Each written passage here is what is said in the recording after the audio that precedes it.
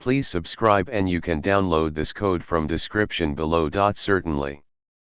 Automating the interaction with cookies pop-up windows using Python and Selenium can be a useful skill for web scraping or testing scenarios. Below is a tutorial that provides step-by-step instructions along with code examples. Make sure you have Python and pip installed. Install the necessary libraries using the following commands.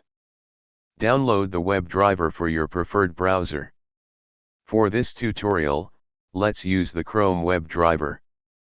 You can download it from Chrome Driver.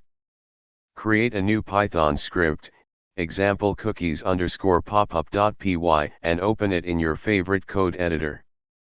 Save the script and run it using the following command. The script will open the specified website, wait for the cookies pop-up, and click the Accept Cookies button.